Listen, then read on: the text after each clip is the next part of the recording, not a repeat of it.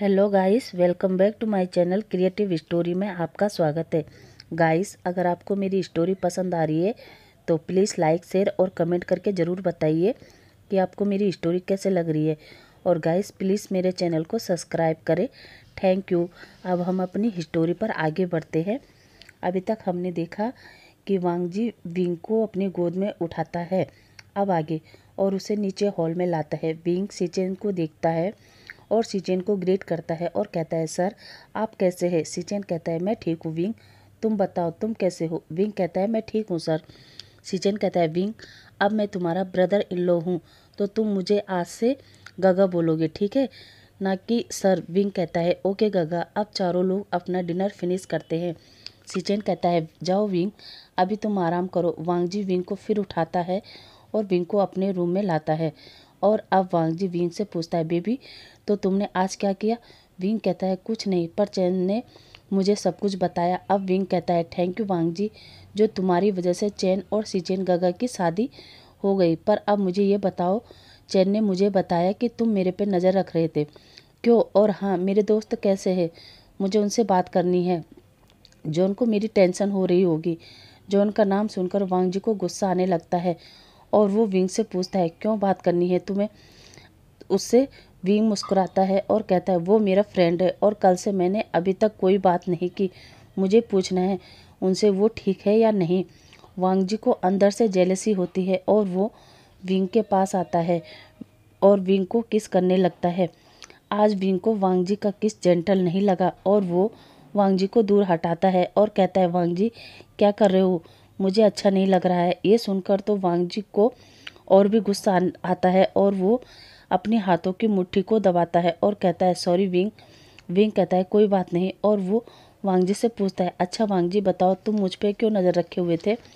वांगजी अब शांत होता है और कहता है, विंग तुम्हारी सेफ्टी के लिए। विंग कहता है, क्या सेफ्टी के लिए? पर क्यों वांगजी? वांगजी कहता है, विंग तुम्हें पता है तुम्हारी बॉडी में जो चेंज हुआ है वो हार्मोन्स की वजह से नहीं बल्कि ड्रग्स की वजह से हुआ है। विंग कहता है, क्या? पर मैं तो हमेशा हॉस्टल में ही रहता था, कभी भी कहीं कहीं नहीं जाता था और ना ही ड्रग्स लेता था, तो फिर कहाँ से मेरे शरीर में ड्रग्स आया? वांगजी कहता है, तुम्हारे ही फ्रेंड ने तुम्हें ड्रग्स दिया है। विंग कहता है, क्या मेरे फ्रेंड ने? पर किसने? वांगजी कहता है, वेनिंग ने। वेनिंग का नाम सुनकर विंग कहता है, नहीं वांगजी, ये नहीं हो सकता। क्योंकि कॉलेज में वेनिंग और हुसैनी मेरे सबसे अच्छे फ्रेंड थे। वेनिंग तो मेरा बहुत अच्छे से ध्यान रखता था। वांगजी कहता है, विंग जिस पर हम ज़्यादा भरोसा करते हैं अक्सर वही हमें धोखा देते हैं, उसी की वजह से तुम्हारी ये हालत है। विंग अब कुछ नहीं बोलता और वो लेट जाता है। अब वांगजी विंग के पास से उठता है और बेड के दूसरी साइड जाकर लेटने लगता है। तभी विंग कहता है, वांगजी क्या तुम भी इसी बेड पर सोओगे? वांगजी कहता है, हाँ, और वो वांगजी लेट जाता है। तभी विंग उठकर बैठ जाता है। वांगजी विंग से कहता है, क्या हुआ? विंग कहता है, कुछ नहीं। वांगजी कहता है, फिर लेटो और वो लाइट बंद कर दो। विंग कहता है, क्या? वांगजी कहता है, बेबी मैंने कहा लाइट बंद कर दो और लेट जाओ। विंग कहता है, क्या आप और मैं एक बेड पर कैसे सो सकते हैं? वांगजी कहता है, वांगजी उठकर बैठता है और कहता है, जैसे कल सोए थे वैसे ही।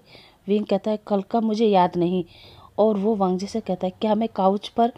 ऐसा कहते ही वांगजी कहता है, ज़्यादा बात मत करो और सो जाओ। और वैसे भी अब हमारे बीच सब कुछ हो गया तो तुम्हें अनकंफर्टेबल फील करने की ज़रूरत नहीं है। और वो विंग को लेटा देता है। विंग अब जो बहुत ज़्यादा अनकंफर्टेबल फील कर रहा था तो वो वांगजी की तरफ अपनी बैक करके लेट जाता है। तभी वांगजी पीछे से विंग को होल्ड कर देता है। विंग जो अचानक हुए एक्शन से घबरा जाता है और वो कुछ भी नहीं बोल पाता और वांगजी उसे वैसे ही होल्ड करके सो जाता है। इधर वो पर्सन अपने गार्ड पर चिल्लाता है और कहता है, मैंने तुम्हें कहा था कि उसे मेरे रूम पर ले आओ, फिर उसे कौन ले गया? उसमें से एक गार्ड कहता है, सर हमें नहीं पता कि वो कौन था। वो एक बड़ी सी गाड़ी से उतरा और मैडम को हमारी गाड़ी से निकालकर अपनी गाड़ी में बैठ गया।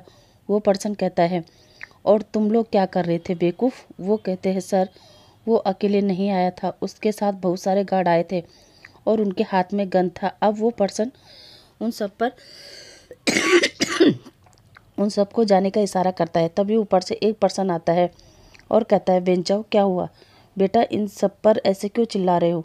वेंचाओ कहता है कुछ नहीं डैड, मुझे लग रहा है हमारे गार्ड निकम्मे हो गए हैं। अब वेंचाओ कहता है डैड मैं अपने रूम में जा रहा हूँ। अब वेंचाओ अपने रूम में जाता है और कहता है वो पर्सन आज पूरे 2 साल के बाद मुझे उस क्लब में मिला था, पर वो मेरे हाथ से आज फिर निकल गया। अगर उस दिन डैड मुझे अर्जेंट में ना बुलाते तो मैं उसे उसी समय अपने साथ ले आता, पर डैड की वजह से मुझे उसे छोड़ना पड़ा। पर मुझे एक बात समझ में नहीं आई, वो उस दिन बॉय वॉशरूम में क्यों आया था। तभी वेंचाओ का फ़ोन रिंग करता है। वेंचाओ फ़ोन उठाता है और कहता है क्या हुआ। तभी वो सुनता है और नीचे दौड़कर आता है और अपने डैड से कहता है डैड प्लीज़ चलिए। बेन रोहन कहता है वेंचाओ क्या हुआ। वेंचाओ कहता है डैड मैं गाड़ी में बताता हूँ। अब दोनों गाड़ी में बैठते हैं और सीधा एक हॉस्पिटल के बाहर आकर रुकते हैं। बेन रोहन कहता है वेंचाओ हम यहाँ क्या क्यों आए हैं। अब वो अंदर जाते हैं और वेंचाओ अपने गार्ड का कॉलर पकड़कर कहता है बेवकूफ़ तुम कहाँ थे जब उसने ऐसी हरकत की। अब वेंचाओ और बेन रोहन अंदर जाते हैं और डॉक्टर से कहते हैं डॉक्टर वेनिंग कैसा है। डॉक्टर कहता है सर अभी वो खतरे से बाहर है, मगर इनको इतना नशा मत करने दीजिए प्लीज़। आज तो उन्होंने अपने हाथ की नस काटी है, आगे चलकर वो कुछ और भी कर सकता है। और सर ये विंग कौन है। वो बेहोशी की हालत में विंग विंग कह रहा था।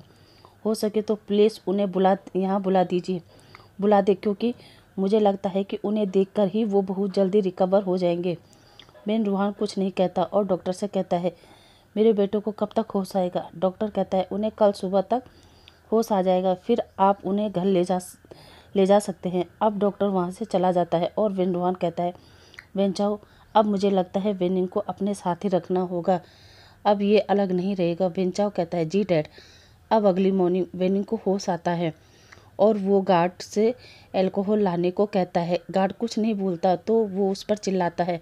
तभी बेन रोहन अंदर आता है और वो गार्ड को जाने का इशारा करता है और कहता है वेनिंग ये सब क्या है, क्यों तुम अपनी लाइफ के साथ खेल रहे हो।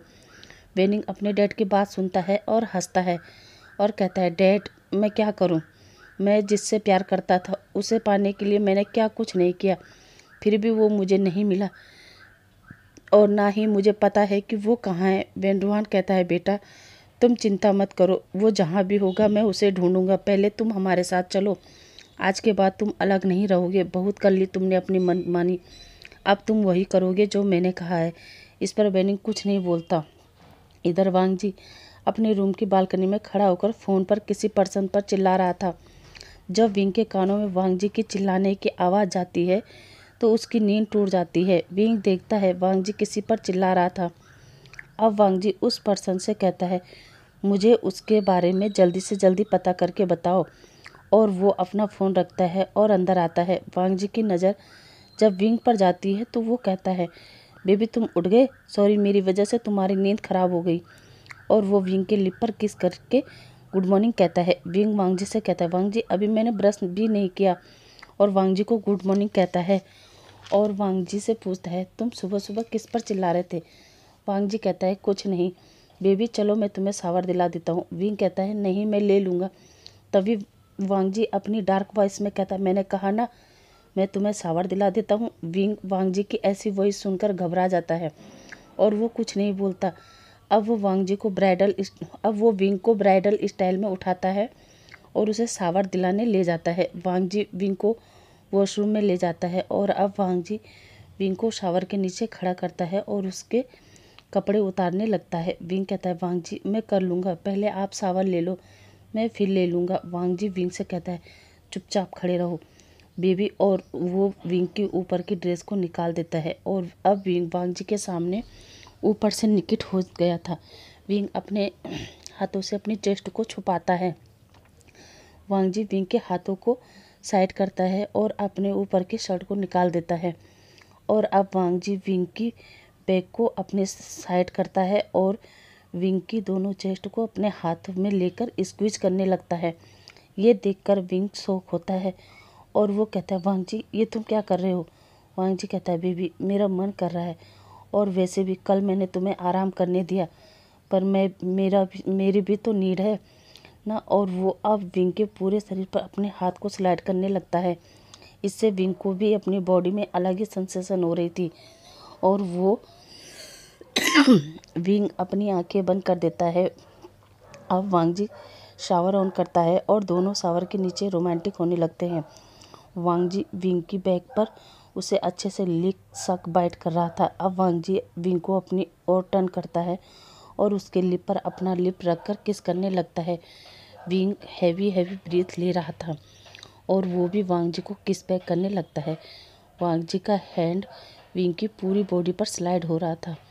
अब वांग जी विंग का ट्राउजर भी उतार देता है और उसके प्राइवेट पार्ट को हाथ में लेकर मूव करने लगता है। अब विंग की मौन की आवाज़ें आ रही थी। वांग जी विंग के ईयर पर जाके उससे अपने प्राइवेट पार्ट को सक करने के लिए कहता है।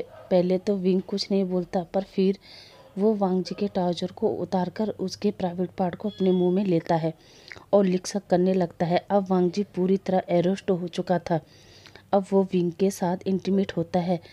उन दोनों का शावर कंप्लीट होता है और वांग जी विंग को अच्छे से फ्रेश करने के बाद बाथरूम से बाहर लाता है और उसके बालों को ड्रायर से सुखाकर अच्छे से कपड़े पहनाकर उसे नीचे हॉल में लाता है और अपने लैब पर बिठाकर उसे ब्रेकफास्ट करवाता है। और अब वांग जी विंग को अपनी लैब से उठाता है और चैन से कहता है कि वो विंग का ध्यान रखे और ऑफिस निकल जाता है। अब विंग काउच पर बैठा था, तभी चैन कॉफ़ी लेकर विंग के पास आता है और विंग से कहता है, विंग तुम क्या सोच रहे हो। विंग कहता है, चैन तुम्हें पता है कि जो मेरे शरीर में चेंज हुआ है वो हुआ नहीं है बल्कि किया गया है।